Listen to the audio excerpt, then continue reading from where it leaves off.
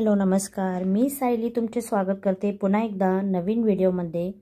कशा आहात सगळे? मस्त रहा, स्वस्थ रहा। आजचा दिवस तुम्हाला खूप चांगला जाओ। श्रावण महिन्यातले 2 श्रावणी सोमवार ऑलरेडी झालेले आहेत। तर श्रावण महिना हा आपल्या हिंदू धर्मामध्ये अत्यंत पवित्र असा महिना समजला जातो। भगवान शंकराची, महादेवाची या महिन्यामध्ये पूजा केली जाते। तसेच दर श्रावणी सोमवारी आणि श्रावणी शनिवारी जे आहे ना, आपल्या हिंदू धर्मामध्ये उपवास करतात। त्याचप्रमाणे मंदिरामध्ये जाऊन देवाचं दर्शनही घेतात, शिवलिंगाचं दर्शन घेतात, पाया पडतात, अभिषेक करतात। तर असंच आज मी तुम्हाला एक छानसं असं शिव मंदिर दाखवणार आहे। त्यामुळे आजचा व्हिडिओ स्किप न करता पूर्ण पहा। हे जे शिव मंदिर आहे ते 12व्या शतकातील शिव मंदिर अतिशय सुंदर निसर्गाने नटलेल्या ठिकाणी आहे। त्याचप्रमाणे हे मंदिर अतिशय पुरातन काळातील आहे। अत्यंत सुंदर असे मंदिर पाहण्यासाठी आपला हा व्हिडिओ पूर्ण पहा।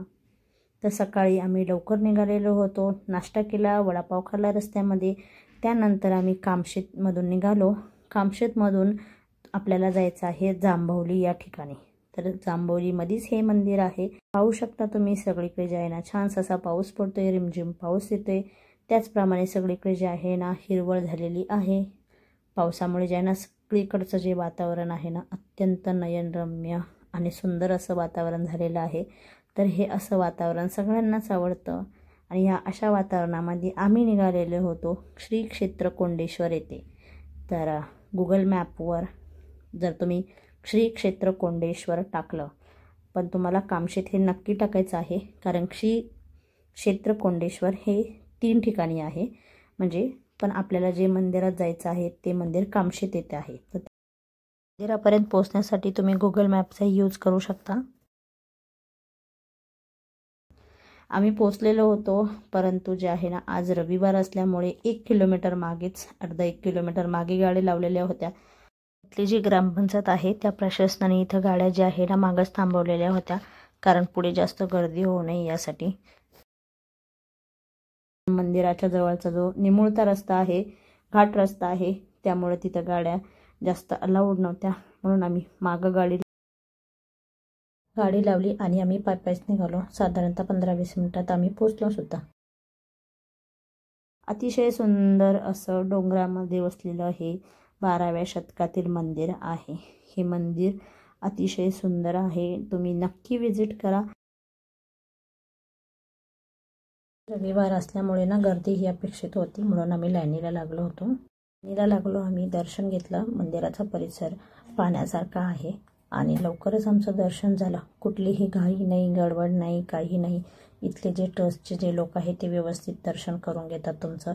कुठलीही गर्दी वगैरे काही नाही, गडबड गोंधळ काही नाही। छान असं व्यवस्थित दर्शन होतं। इथून जवळच भरपूर धबधबे आहेत, तेही तुम्ही पाहू शकता।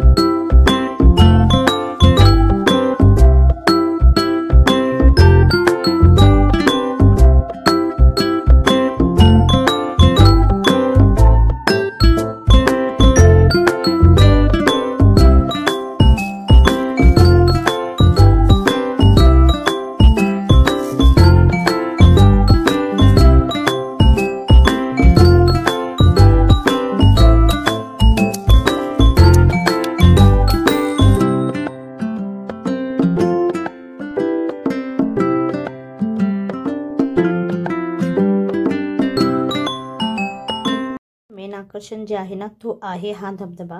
मंदिराच्या एक्झॅक्ट मागच्या साईडनेच म्हणजे मंदिराला शेजारून लागूनच हा असा धबधबा वाहतो।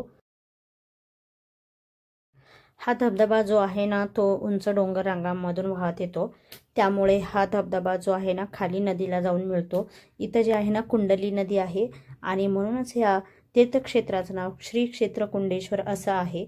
हा धबधबा जो आहे ना तो खूप मोठा आहे आणि खूप लांबपर्यंत वाहतो, त्यामुळे ह्या धबधब्यामध्ये जर तुम्ही उतरत असाल तर पाण्याचा अंदाज घेऊनच उतरायचा आहे। धबधबा जो आहे ना सतत पाणी वाहत असल्यामुळे निसरडा बनत चाललेला आहे, म्हणजे इथे खूप शेवाळं आलेली आहेत, त्यामुळे पाय घसरण्याची खूप भीती असते। त्यामुळे जर तुम्ही जाणार असाल इथे तर पायामध्ये शूज घालूनच उतरायचं आहे, शूज न घालता उतरायचं नाही आहे। इथे आम्ही खूप एन्जॉय केलं, खूप सारे फोटो व्हिडिओ रील्स वगैरे शूट केले। पाहू शकता तुम्ही आज जे आहे ना रविवार असल्यामुळे इथे गर्दी होती, म्हणजे वीकेंड आहेत। वीकेंडला सगळं पुण्यातील किंवा आसपासचे जे लोक आहे ना ती इकडे फिरण्यासाठी येतात, दर्शन घेतात, कारण श्रावण महिना चालू आहे आणि श्रावण महिन्यामध्ये आपण जे आहे ना दर्शन घेण्यासाठी जातो। श्रावण महिना तर आहेतच, परंतु त्याचप्रमाणे पाऊस चालू आहे, त्यामुळे लोक जे आहे ना निसर्गाचा आनंद घेण्यासाठी येतात।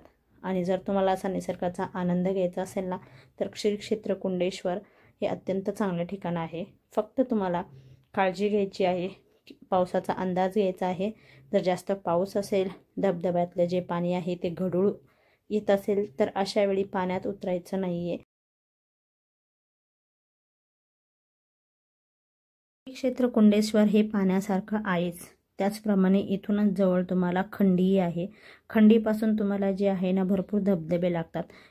खंडीमध्ये जर तुम्ही एंट्री केली तर तुम्हाला कंटिन्युअस धबधबे लागतात आणि तेथीलही निसर्ग खूप सुंदर आणि पाहण्यासारखा आहे। त्याचप्रमाणे इथूनच जवळ तुम्हाला कार्ले लेणी, भाजे लेणी, भाजे धबधबा, लोहगड, विसापूर आणि एकविरा देवीचं मंदिरही जवळ आहे। आमच्यासोबत आमची लहान मुलेही असल्यामुळे आम्ही जास्त काही लांब गेलो नाही। इथेच आम्ही जे आहे ना धबधबा थोडासा एन्जॉय केला। मुलं सोबत असली की थोडी रिस्क असते, म्हणून आम्ही पूर्ण धबधब्यावरती गेलेलो नाही। इथून छान आम्ही असं एन्जॉय केलं। असा हा श्री क्षेत्र कुंडेश्वर पाहण्यासारखा धबधबा आहे। त्याचप्रमाणे मंदिरही खूप छान आहे। 12व्या शतकातील मंदिर पाहण्यासाठी नक्की व्हिजिट करा श्री क्षेत्र कुंडेश्वर येथे। खूप सोपा रस्ता आहे। जर तुम्ही मुंबईवरून येणार असाल तर कामशेतवरून यायचं आहे आणि पुण्यातूनही येणार असाल तर कामशेतवरून जांभवली या गावात पोचायचं आहे तुम्हाला। कामशेतवरून हे जे ठिकाण आहे 8 ते 10 किलोमीटर अंतरावरतीच आहे।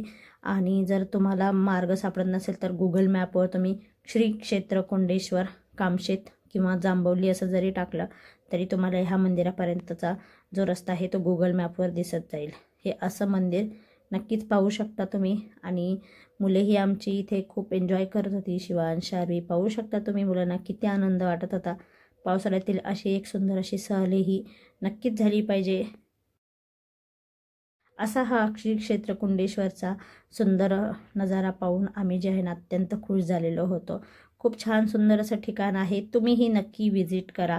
चला तर मग भेटूया नेक्स्ट व्हिडिओमध्ये। आजचा हा व्हिडिओ तुम्हाला कसा वाटला ते कमेंट्स करून नक्की सांगा। आणि आपल्या चॅनलवर जर तुम्ही नवीन असाल ना तर नक्की सबस्क्राईब करा, लाईक करा, शेअर करा आणि कमेंट्सही करा।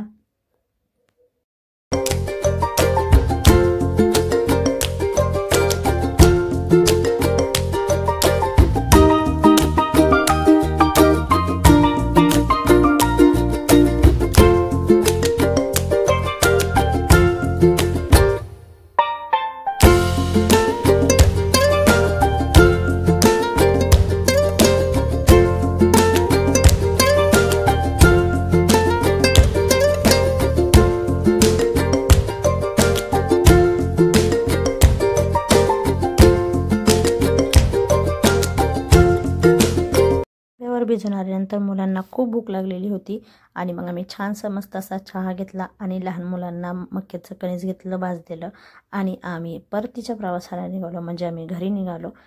चला तर मग भेटूया नेक्स्ट व्हिडिओमध्ये। आजचा हा व्हिडिओ कसा वाटला ते कमेंट्स करून नक्की सांगा आणि आपल्या चॅनलला नक्की सबस्क्राईब करा, लाईक करा, शेअर करा। चलो बाय बाय।